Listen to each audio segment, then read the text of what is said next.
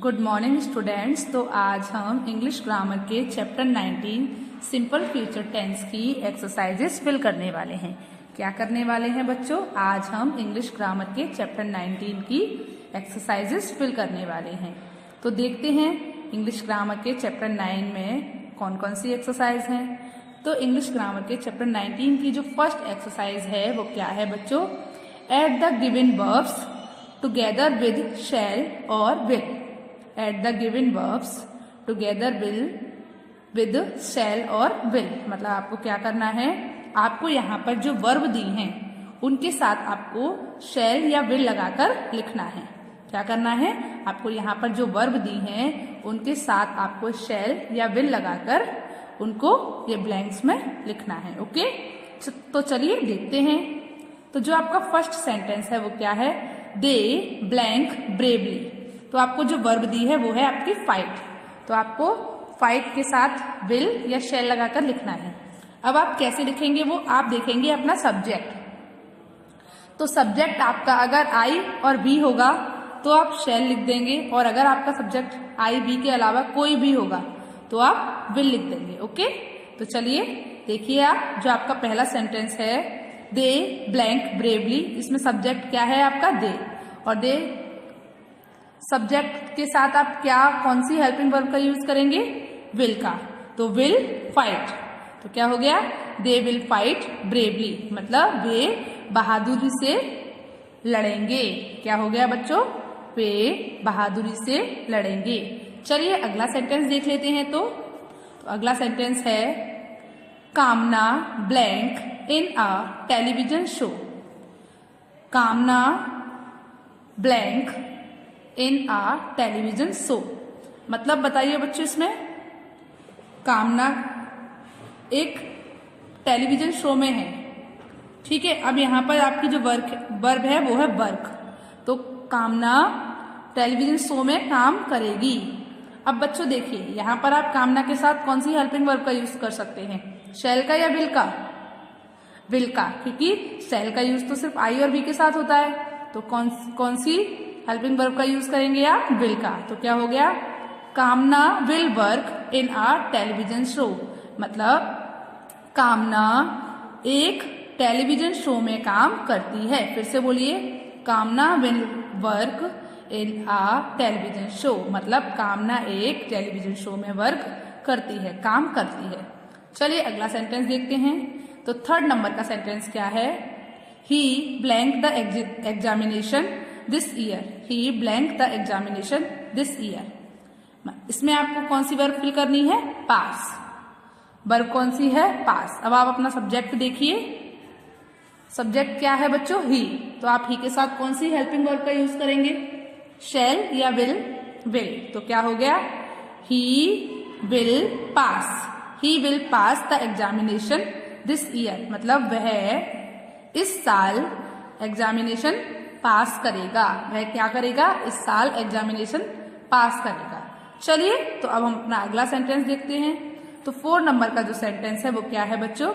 A pretty girl blank on the stage after some time. A pretty girl blank on the stage after some time, मतलब क्या है बताइए? एक आकर्षक girl, एक आकर्षक लड़की स्टेज पर कुछ समय बाद क्या करेगी? देखते हैं, डांस करेगी। ठीक है, तो एक आकर्षक लड़की कुछ समय बाद स्टेज पर डांस करेगी।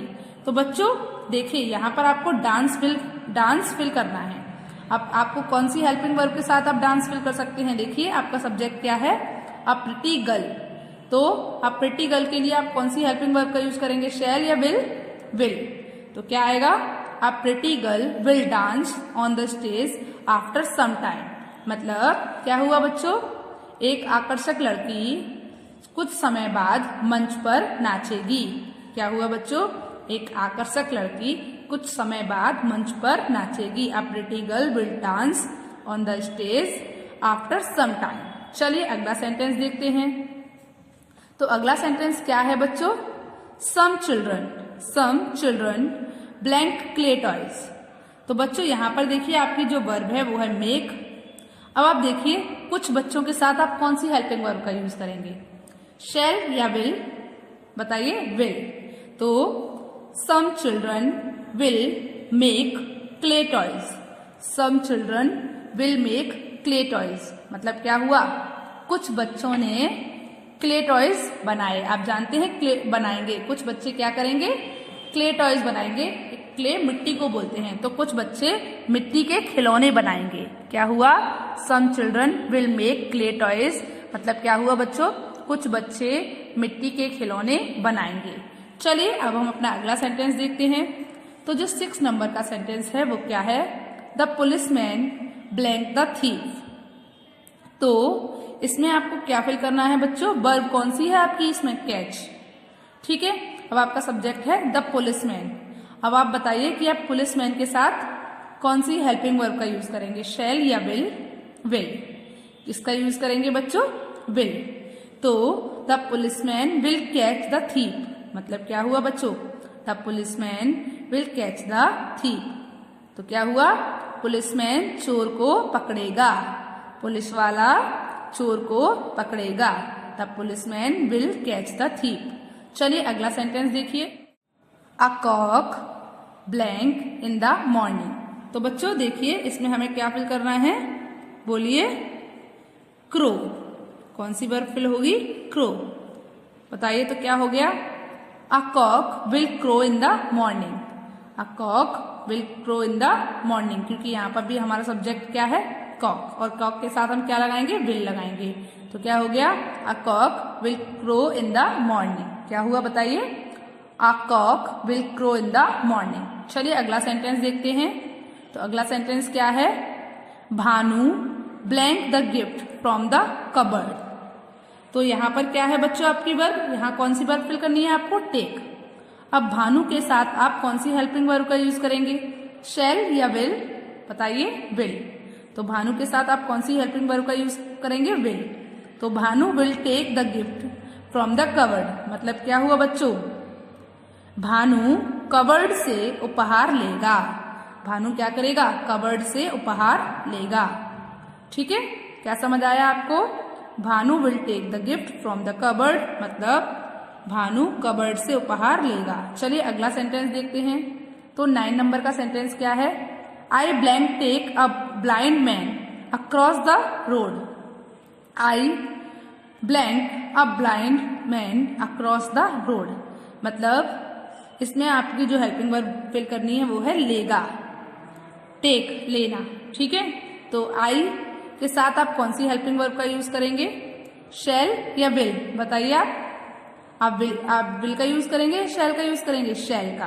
तो I shall take a blind man across the road. I shall take a blind man across the road मतलब क्या हुआ बच्चों, मैं सड़क के पार एक अंधे आदमी को लूंगा, या मैं सड़क के पार एक अंधे आदमी को लूंगा। ठीक है, उसको मतलब सड़क के पार एक अंधे आदमी को लेना है। चलिए अगला सेंटेंस देखते हैं। 10 नंबर का सेंटेंस क्या है, the doctor blank the patient keenly. तो इसमें आपको क्या फिल करना है बच्चों, एग्जामिन। तो यहाँ पर आपका जो सब्जेक्ट है वो क्या है, द डॉक्टर। और आप डॉक्टर के साथ कौन सी हेल्पिंग वर्ब का यूज करेंगे, शैल या विल? विल का यूज करेंगे। तो the doctor will examine the patient keenly. एक बार फिर से बोलिए, the doctor will examine the patient keenly. तो बच्चों आपको फर्स्ट एक्सरसाइज समझ आई। चलिए तो अब हम अगली एक्सरसाइज देखते हैं।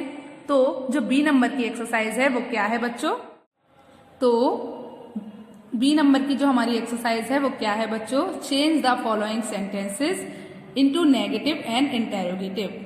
Change the following sentences into negative and interrogative as soon. मतलब आपको क्या करना है, आपको नेगेटिव और इंटेरोगेटिव में सेंटेंसेस को चेंज करना है, जैसे कि आपको फर्स्ट सेंटेंस करके दिखाया है। चलो देखिए, तो the water will flow from this stream मतलब इस धारा से पानी बहेगा, पानी इस धारा से बहेगा। तो आपको ये पता है कि हम नेगेटिव कैसे बनाते हैं, हम शैल के बाद नॉट लगाकर या विल के बाद नॉट लगाकर हम फ्यूचर इंडेफिनिट टेंस में मतलब सिंपल फ्यूचर टेंस में नेगेटिव बना सकते हैं। तो the water will not flow from this stream, मतलब पानी इस धारा से नहीं बहेगा। अब इसका इंटेरोगेटिव बनाएंगे तो जो भी हमारी हेल्पिंग वर्ब होती है उसको आगे लगा देते हैं। इसमें हमारी जो हेल्पिंग वर्ब लगती है वो विल लगती है या फिर शैल लगती है। जैसे कि इस सेंटेंस में आप देख रहे हैं हेल्पिंग वर्ब है जो विल है, ठीक है, तो विल आगे लग जाएगा। Will the water flow from this stream, मतलब क्या पानी इस धारा से बहेगा।